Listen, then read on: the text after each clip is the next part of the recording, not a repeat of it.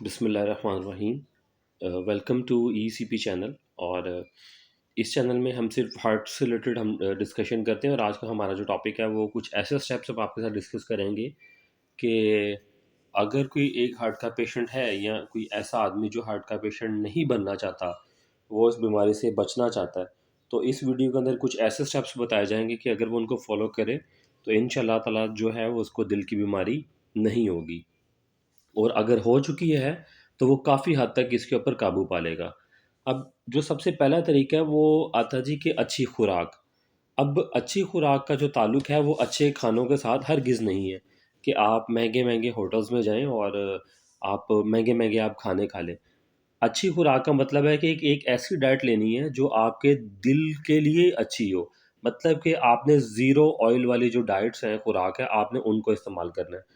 اس میں آپ نے سب سے پہلے جو اینیمل فوڈ ہے آپ نے اس کو نہیں لینا، اور پھر آپ نے جو کریم والا دودھ ہے یا بلائی والا دودھ ہے آپ نے اس کو استعمال نہیں کرنا۔ اگر دودھ استعمال کرنا ہے تو وہ سکم ملک آپ نے لینا ہے۔ اور اس کے بعد آپ نے نٹس جیسے بادام، کاجو، اخروٹ، پستہ وغیرہ نہیں لینا، کیونکہ اس سے آپ کی باڈی میں آئل جائے گا، اور آئل جو ہے ابھی ہارٹ پیشنٹ کے لیے خطرناک ہے۔ تیل کی سپلائی کو آپ کہہ لیں کہ ایک قسم میں ٹوٹلی آپ نے اس کو بند کر دینا ہے۔ اس کے بجائے آپ سارے فروٹس اور ویجیٹیبلز لینا شروع کر دیں جو آپ کہہ لیں کہ آرگینکلی آپ کے پاس ہوتے ہیں۔ نمبر 2، آپ کے پاس جو طریقہ کار ہے وہ یہ ہے کہ مریض کو سٹریس سے بچنا چاہیے۔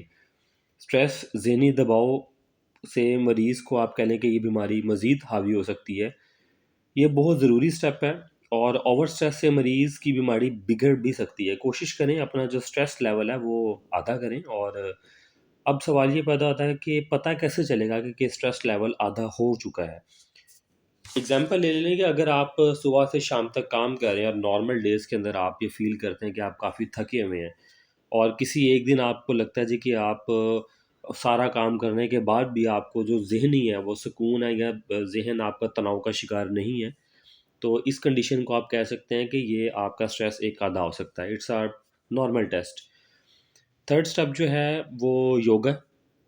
آپ یوگا پرفارم کریں ایٹ لیسٹ 25 سے 30 منٹس ان اے ڈے۔ اور فورتھ میں آپ کے پاس آتا ہے جی واک۔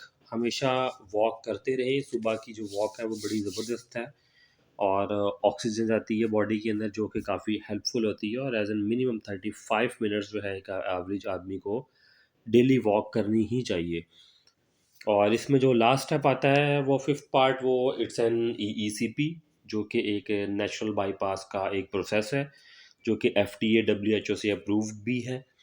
اگر آپ یہ ٹریٹمنٹ کرواتے ہیں تو نیو کولیٹرلز ایکٹیو ہو جائیں گی۔ نیو کولیٹرلز ایکٹیو ہو جائیں گی تو آپ کا بلڈ فلو انکریز کر جائے گا۔ بلڈ فلو انکریز کر جائے گا تو آکسیجنیٹڈ بلڈ جو ہے وہ باڈی کو سپلائی ہونا شروع ہو جائے گا۔ آکسیجنیٹڈ بلڈ سپلائی ہونا شروع ہو جائے گا تو کرنٹ جو آپ کی ہارٹ کی کنڈیشن ہے وہ امپروو ہو جائے گی۔ مثلا سانس پھولنا یا آپ کی ای ایف ریٹ کا کم ہو جانا، وہ سارے امپروو ہو جائیں گے، اور ان شاء اللہ تعالیٰ جو ہے اس کے بعد ضرورت بائی پاس یا اسٹنٹ کی بھی ضرورت جو ہے وہ اس کے بعد نہیں رہتی۔ تو ہوپ فلی آپ کو آج کی ویڈیو پسند آئی ہے ہماری، اس کو لائک کریں، شیئر کریں، اور اسپیشلی اگر آپ ہارٹ پیشنٹ آپ نہیں ہیں تو ایٹ لیسٹ ان لوگوں تک ضرور ایز این صدقہ جاریہ پہنچائیں کہ جو آپ کو لگتا ہے کہ وہ اس بیماری میں مبتلا ہیں، اور وہ ایک اتنے ایکسٹریم لیول تک پہنچ چکی ہیں کہ نہ تو اب ان کا سٹنٹ ڈل سکتا ہے اور نہ ہی ان کا بائی پاس ہو سکتا ہے۔ وہ بالکل ایک سروائیول موڈ کے اندر جا چکی ہیں، لیکن گھبرانے کی بات نہیں ہے، ان کا علاج موجود ہے۔ اور آج کے لیے اتنا ہی، اپنا خیال رکھیے گا۔ اللہ حافظ۔